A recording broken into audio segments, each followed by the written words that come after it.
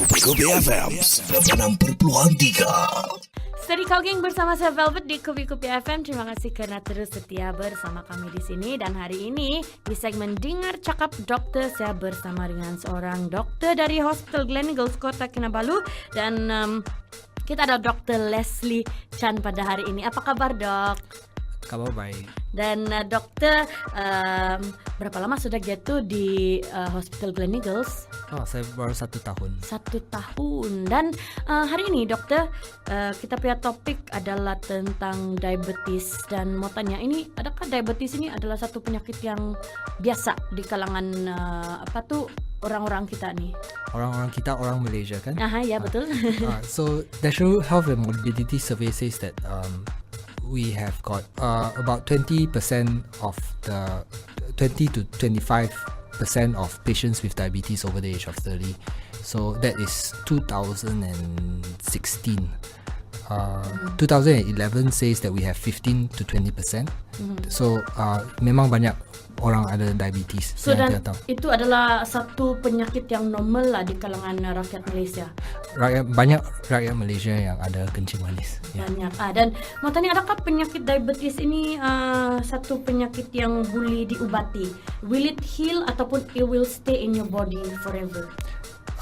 Boleh dirawat. Perkara boleh dirawat. But cure probably not. Probably not. Probably not. The reason why, because to talk about cure will be about pancreatic transplant. That would be a bit difficult. But the answer is probably not. But boleh dirawati. Oh, okay. Dan itulah doktor punya explanation pasal diabetes. Dan saya rasa ini adalah satu topik yang sangat penting untuk kita dengar. Sebab di kalangan kita orang semua ni mesti ada yang ada diabetes di sini. Jadi doktor akan kongsikan pasal diabetes management pada hari ini di segmen Dingar Cakap Doktor bersama saya Velvet di Kupikupifm. Ada dah. Kenapa kamu kacau tu radio tu? Ngams dah itu. Kupikupifm 96.3. Kita juga by day.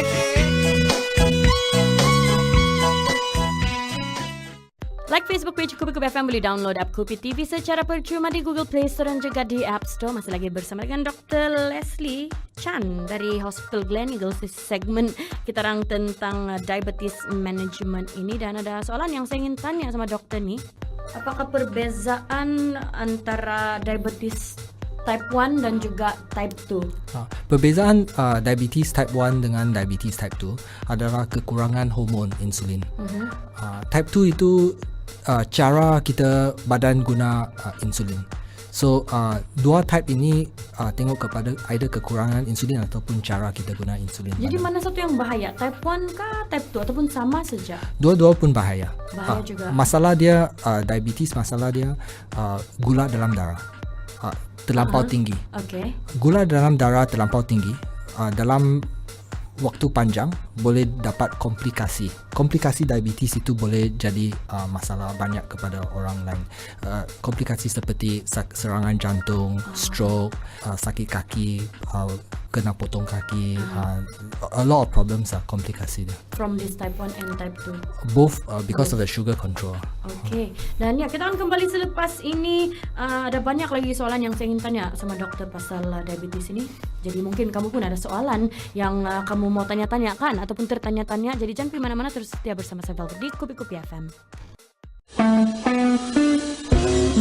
Kupikupifm 96.3. Kita juga by ini. Oh yeah. Like Facebook page kami Tap Kupikupifm, tekan butang like, download app Kupi TV secara percuma di Google Play Store dan juga di App Store. Dan bersama dengan Dr. Leslie Chan dari Hospital Gleneagles Kota Kinabalu, berkenaan dengan apa kita punya topik pada hari ini, diabetes management. Dan soalan yang seterusnya, doktor, apakah normal blood sugar levels ataupun macam mana saya mau monitor saya punya blood sugar level kalau saya ada diabetes, doktor? Ada beberapa lab test yang kita boleh check untuk gula. Biasanya kita check gula di macam Gaya Street kan. Check gula itu at that time, gula dia at that point in time. Yang itu yang mau pakai jarum kecil itu kan? Jarum kecil. So jika kita pergi Gaya Street check itu pada waktu itu. So biasanya kita akan ambil fasting sugar. So kita mau stop eating fasting sugar. Nombor yang kita mau itu between 5 to 7 lah. That is normal range. Anything beyond that, lebih daripada tu kencing manis lah. Memang dia akan detect sebagai kencing manis kah terus-terus tu kalau dia lebih tinggi dari 7? Usually it's quite sensitive, but sometimes kadang-kadang jika kita check dia boleh normal, tapi lepas kita makan dia gula boleh terlampau tinggi. So it becomes susah mau tahu because it's at one point in time. So sometimes I use another blood test to do an average of 3 months. Purata dalam 3 bulan. Blood test ini HbA1c. So ini boleh monitor kawalan gula dalam 3 bulan. So this HbA1c boleh guna untuk diagnose diabetes juga. Dia guna untuk purata diabetes. So I use the purata diabetes. Normal range is 5.6 to 6.3. Oh, jadi itu yang normal lah. Jadi untuk pengetahuan kamu orang kan, kalau kamu mau pergi cek lah nih, dia punya kandungan gula dalam darah, menurut dokter 5.3 sampai 6.3 itu normal. That is 5. The check gula yang dalam glukometer di Gaya Street yang cucuk itu 5 to 7. That's your normal fasting. 5 to 7. I see. Jadi mungkin dokter ada mau kongsikan lagi tentang macam mana mau monitor kami kalau sekiranya saya ada diabetes kah begitu. Monitor diabetes kita boleh check gula kita di rumah. Boleh beli glukometer di rumah. Ataupun datang jumpa doktor di klinik. Cari saja Dr. Leslie di Hospital Gleneagles, boleh buat appointment sama dia di sana. Dan hari ini satu topik yang saya rasa sangat menarik, sebab kalau orang-orang kita ni ataupun di Malaysia secara purata kan memang pesakit-pesakit yang menghidap kencing manis ini adalah sangat tinggi kan. Jadi kita akan kembali sekejap saja lagi bersama dengan Dr. Leslie dari Hospital Gleneagles Kota Kinabalu. Tersedia bersama saya Velvet di Kupikupifm. Kamu bilang kamu mau lagu tampatan kan? Wah, tampatan lah ini 96.3 Kupikupifm. Kita juga baik nih. Terima kasih kerana terus setia bersama saya Velvet di Kupikupifm. Like Facebook page kami, boleh download app Kupi TV secara percuma di Google Play Store dan juga di Apple Store. Dan bersama dengan Dr. Leslie Chan hari ini, dokter akan kongsikan tentang diabetes management. Dan soalan yang saya mau tanya lagi sama dokter ini kan, kalau untuk diabetes punya patient, kenapa kaki dan foot dan juga eye care sangat penting untuk mereka? Jika kita ada diabetes sudah, I will check for saya akan check average gula HbA1c, akan check tekanan darah, kolesterol, fungsi buah pinggang, mungkin fungsi buah pinggang saya akan check darah dengan kencing. So pastikan buah pinggang memang bagus, dan eye check, tengok mata. Jadi ini memerlukan dorang untuk fast juga kah kalau mau cek kalau ada kencing manis kah tidak, kebiasaannya lah dok? Usually saya akan minta saya punya pesakit tak payah fasting. Saya akan guna yang average tu lah, yang HbA1c.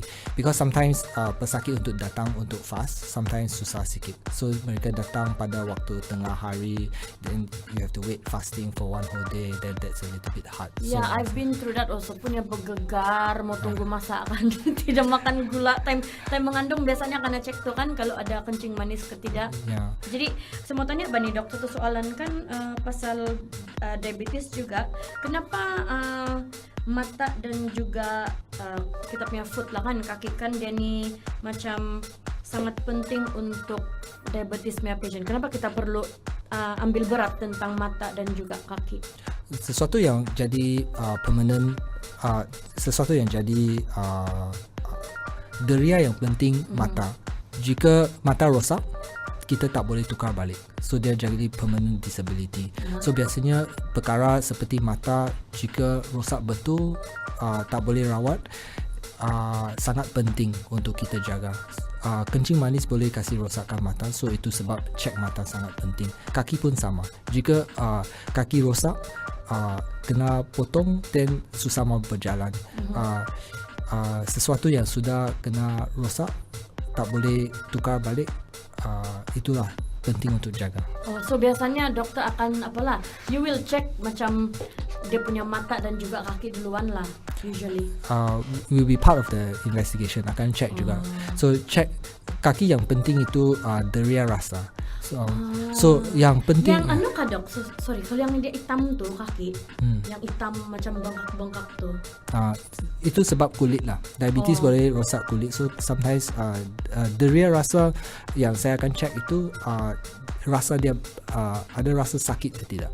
Biasanya masalah dengan kencing manis, kita pakai kasut, jika ada batu di dalam, jika tak rasa, batu itu boleh jadi luka kaki. Luka kaki itu tak susah mau sembuh. So itu sebab jika kita check kaki, kita mau check deria rasa dia ada baik ke tidak. Biasanya pesakit yang datang untuk jumpa saya, masalah kaki ada luka yang tak boleh sembuh disebabkan oleh ada batu di dalam kasut. Tidak terasa sampai rosak banyak. Dia jadi macam nam lah tu kan? Nam tiada rasa. Tiada rasa. Okay. Jadi itulah explanation doktor pasal apa gini, kenapa perlu kita cek betul-betul sebelah kaki dan juga mata. Jadi ada lagi soalan yang saya ingin tanya sama doktor sekejap saja lagi. Jangan pergi mana-mana, pastikan kamu terus bersama saya Velvet di Kupikupifm. Kita juga ini. Kita juga ini. Like Facebook page kami Tap Kupikupifm, tekan butang like, boleh download app Kupi TV secara percuma di Google Play Store dan juga di App Store. Masih lagi bersama saya Velvet di Steady Cow Gang bersama dengan Dr. Leslie Chan dari Hospital Gleneagles Kota Kinabalu, dan topik kita pada hari ini adalah tentang diabetes management. Dan soalan yang seterusnya dok, what are the dietary considerations for diabetes patient? What do you say to your patients yang ada ini diabetes biasanya? Balanced diet. It's always balanced diet, whole food. Makanan yang as little preservative as fresh as possible. That's the way to go. I will recommend Kementerian Kesihatan, the suku-suku separuh. So you. Tapi diorang boleh makan gula juga kah? Maksud saya nasi yang ada gula, macam tinggikan kandungan gula pada nasi. So do you ask your patient macam jangan makan nasi kah begitu? End of the day, diabetes is about the balance of too much sugar. So it's about calorie control. So because kita tambah terlampau banyak gula dalam minuman, dalam makanan, it's not to say tak boleh makan gula, but it's just to say that if you take too much calories, you should cut down sugar. I believe in no added sugar, but sometimes tak makan gula, sometimes people Bergegar. tak boleh makan. So it's not really about no sugar at all, but it's more of calorie control. So macam adakah doktor menyarankan pada pesakit yang macam tidak boleh makan gula langsung? Biasanya lah. No added sugar. I say no ask them sugar. to give up on sugar lah. No added sugar, because I got one diabetic patient came to hospital before, then sugar too low, then they gave diabetic sweet which has no sugar at all. So it's a bit dangerous to say that diabetic cannot eat sugar. So you ask why he cannot take diabetic sugar, it becomes very dangerous for them. So the sugar in a sense is that if we can balance the sugar, then that will be good. But this is very dangerous because I'm talking on a radio show and I'm asking people that you can take sugar, and everybody like we Sabahan we say boleh makan nasi dari Gunung Kinabalu. That's why it's very hard to say that you can actually take sugar. But for me is that no added sugar, as little carbohydrates as possible. But it's a balance. Your in has to be equal to your out. So then if tak exercise banyak, then you shouldn't makan banyak also. So the way that we see is berapa besar badan kita. If you eat too much, badan besar. if you badan sangat besar, then you should not eat that much. And the way to cut down on the amount of food that you take would be to cut down sugar. That's the easiest way to cut down on calories. Biasanya gula dalam makanan susah sikit mau kawal. The drinks kita boleh kawal. So like teh, kopi, you cut down on the sugar from there. So for me, I would tell them no added sugar. Tapi ada patient doktor juga yang macam biasalah kalau tidak biasa ambil makanan yang tidak bergula ni, ada kadang cranky ataupun dia langgar undang-undang makan juga ataupun minum juga kopi pink kau ada gula ni, ada juga. Ada. But for me, I tengok purata gula. So every time I check the HbA1c, purata gula. As long as you can bring your average sugar, purata gula dia under control, then I'm happy with that. So average is good. Okay, dan kita akan kembali selepas ini. Jangan pergi mana-mana, terus setia bersama saya Velvet Dis dari Kau Geng. Banyak lagi soalan yang saya mau tanya Dr. Leslie ni pasal diabetes management. Terus setia bersama Kupikupifm. Kita jaga baik ini. Cambodia and listen to Kupikupifm. Terima kasih kerana terus setia bersama saya Velvet di Kupikupifm. Pergi Facebook kami tekan butang like dulu. Lepas tu download app Kupi TV secara percuma di Google Play Store dan juga di App Store. Dan hari ini saya masih lagi bersama dengan Dr. Leslie Chan dari Hospital Gleneagles dan bercerita tentang diabetes management, doktor. Sekiranya kalau pesakit diabetes lah, macam contoh saya adalah seorang pesakit diabetes kan, apa jenis ubat yang doktor sarankan untuk tidak ambil? Ataupun suplemen kan sekarang ni ramai yang menjual suplemen melalui social media. Orang bilang ini boleh menyembuhkan kencing manis lah. Itu boleh dipercayai ke itu, doktor? Social media. Ya. Kadang-kadang susah mau tahu kebetulan dia. Ini fake news kan? Ini drone misleading bah kadang-kadang juga kan. Untuk saya fake news ini susah. Sangat-sangat susah. Sometimes tiada nobody to monitor adakah dia betul ke tidak. Ubat yang kita ada di hospital biasanya tested, trial and tested. So sometimes ubat yang kita ada, ubat tradisional ke ubat yang dijual di social media, sometimes can work. But the thing is that it's not proven. Because it's not proven, you kind of like take it at your own risk lah.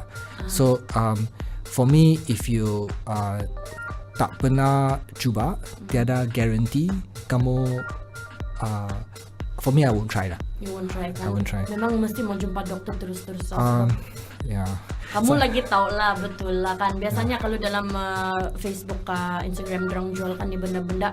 Dorang bilang, dorang tunjuk gambar dan orang kita terus percaya beli, tapi actually it's dia tidak pun kasih cure sebenarnya. Kan? Jika tidak cure, kamu akan cari dia balik lagi ke? Ada money back guarantee. Tapuk sudah kali itu. Tapi kan doktor, saya mau tanya, apa jenis ubat yang pesakit diabetes perlu elakkan? Most of the medication elakkan lah. Macam tiada lah. Tiada. Untuk saya akan bagi ubat yang perlu sahaja. Jika tak perlu, jangan makan. So jika ada suplemen ke ataupun ubat yang tidak perlu dimakan, I try to avoid anything. Every medication that you take mesti ada sebab. Jika tiada sebab, should not take. You have to follow the reason why you take the medicine. So if you ada keperluan baru makan. Jika tiada keperluan, should try to avoid as much as possible. I believe in fresh foods. Really? Whole foods, fresh food, rather than package and all. Oh, okay. So do you always tell your patient to actually eat whole foods? Yes. Tapi kadang-kadang kan, in my opinion lah kan, orang bilang kan kalau makanan sehat ni it's like quite pricey kan, in a way. Yeah, a little bit, but KPD sells very cheap. Vegetable is quite good. Well, you can get that. The hard part is masak. Tiada masak.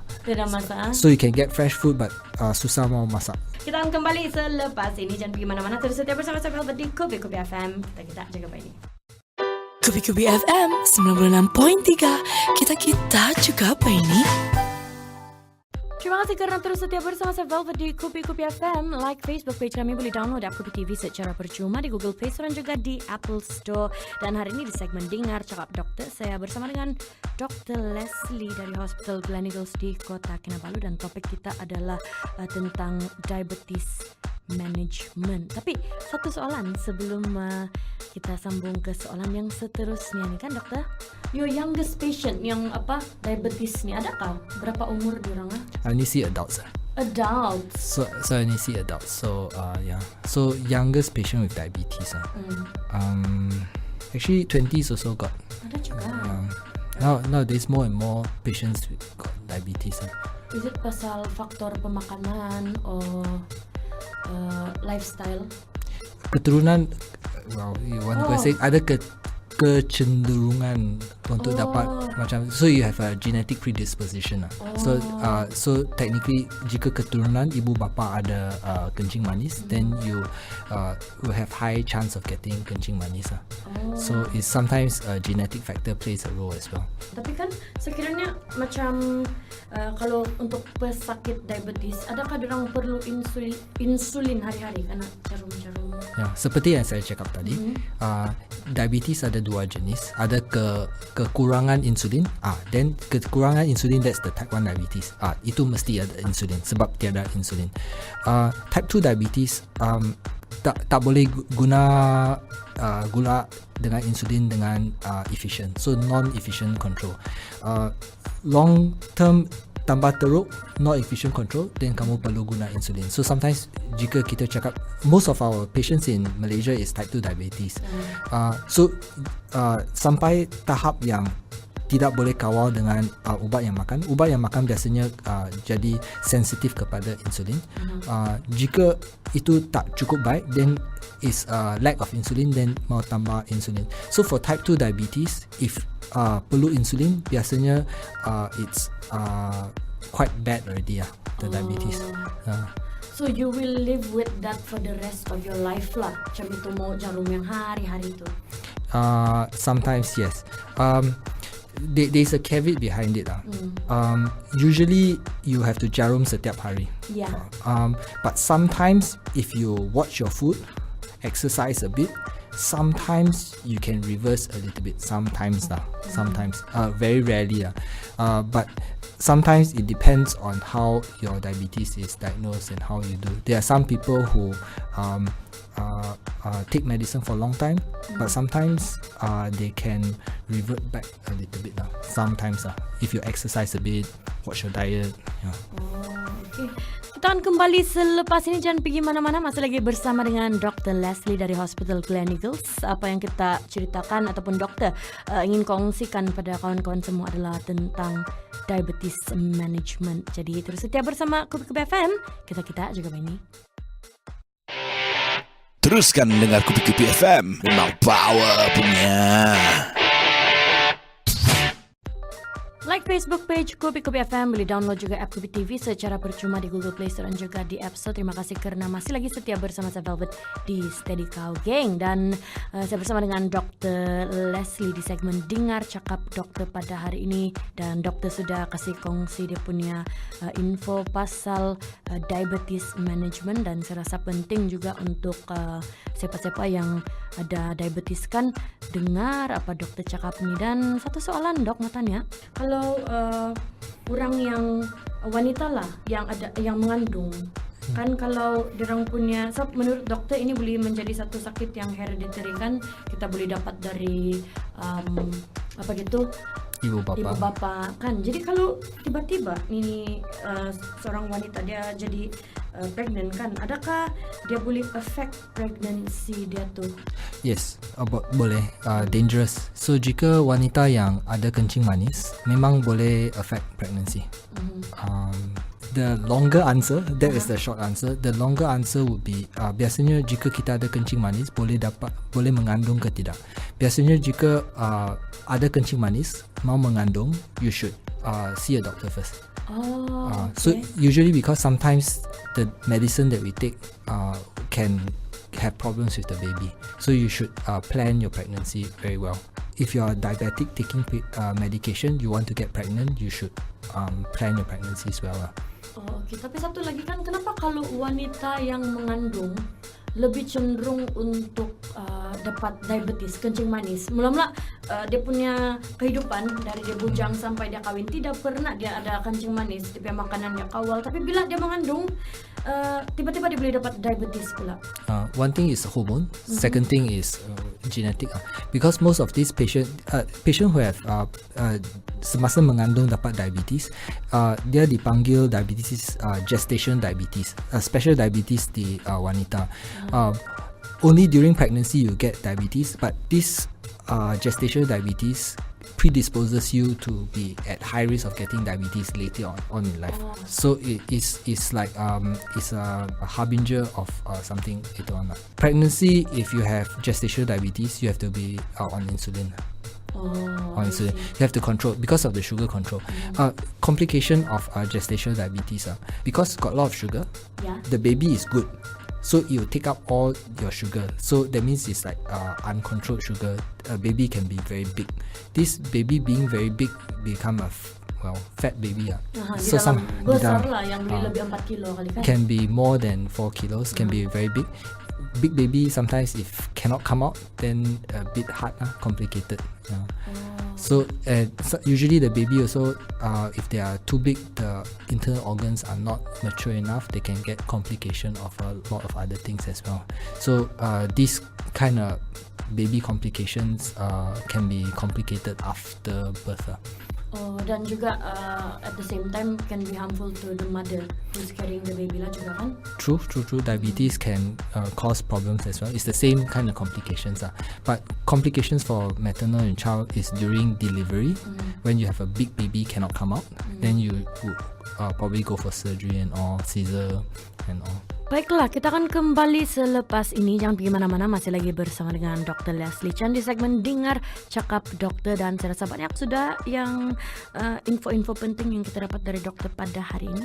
Jadi saya akan kembali sekejap saja lagi bersama dengan Dr. Leslie. I won't take so much of your time today, Doc. Tapi I still want you to answer ataupun bagi nasihat pada kita orang punya pendengar-pendengar ni. Jadi terus setia bersama Kupikupifm. Kita jaga ini. Kamu dengar nih channel A di Kupikupifm 96.3. Kita juga baik nih. Masih lagi bersama saya Velvet di Steady Cow Gang. Terima kasih karena terus setia bersama Kupikupifm. Dan saya bersama dengan Dr. Leslie dari Hospital Gleneagles di Kota Kinabalu. Dan sepanjang segmen Dingar Cakap Doktor pada hari ini, doktor sudah kasih bagi dia info yang sangat berguna tentang diabetes management. Dan sebenarnya sampai sini sejak saya bersama dengan Dr. Leslie. Tapi kan sebelum tu dok, saya mau minta lah nasihat doktor. Apa yang dokter mau kasih tahu semua pendengar Kupikupifm tentang penyakit diabetes, atau apa yang doktor biasa kasih tahu doktor punya patient tentang penjagaan makanan kah? I always tell my patients that you always have to balance, in have to balance with out. If you jika mau makan je, kamu mesti exercise. Jika kamu makan sahaja tidak exercise, makanan yang extra itu mesti pergi satu tempat. Badan akan jadi besar. But in and out lah. In has to be equal to out. So problem in Malaysia has very good food . Yes, so that's why susah mau kontrol bah sebenarnya. Habis kalau orang kita mesti minum teh sipping, dia mesti kau kan. Lepas tu semualah minuman ringan, makanan ringan, banyak jenis macam. Dan saya rasa I don't know if you agree with me lah, the cheaper the food is kan, saya rasa macam kerupuk-kerupuk semua ni, lagi ramai orang yang prefer to eat makanan yang murah berbanding dengan yang whole raw food semua. Sedap mah. Kan betul. For me, I say in has to be out lah. So if you're in more than you're out, then your badan besar. So it shows it will show. So it will show with your weight . So usually obesity is the problem lah. But then ada juga pesakit diabetes yang kurus kan? Ada? How do you explain that? Genetic predisposition. It's not a fat issue. The fat issue exacerbates it. But end of the day, diabetes is cara kita guna insulin. So masalah pancreas yang secrete insulin, hormone insulin, dengan cara badan guna guna insulin dengan gula. So cara proses gula dengan hormon insulin yang ada. So bukan sebab badan besar ataupun badan kecil. Sometimes orang yang kurus boleh kencing manis juga. Orang besar badan boleh tiada kencing manis juga. Betul. That explains saya punya persoalan selama ini. Dan sebenarnya saya ingin mengucapkan terima kasih kepada doktor yang sudi meluangkan masa bersama dengan kita di Kupikupifm sambil explain dia punya dia punya pengetahuan tentang diabetes. Dan sekiranya kalau kamu ada apa-apa masalah, boleh sejak datang di Hospital Gleneagles untuk membuat check up di sana. Dan terima kasih sekali lagi Dr. Leslie kerana sudi meluangkan masa bersama kami. Harap-harap masa akan datang akan ada lagi doktor di sini nih. Thank you very much. Okay, thank you so much doktor. Dan jangan kembali selepas ini. Terima kasih kerana terus setia bersama saya Velvet di Kupikupifm. Kita juga ini. Kupikupifm 96.3. Kita juga ini. Oh yeah.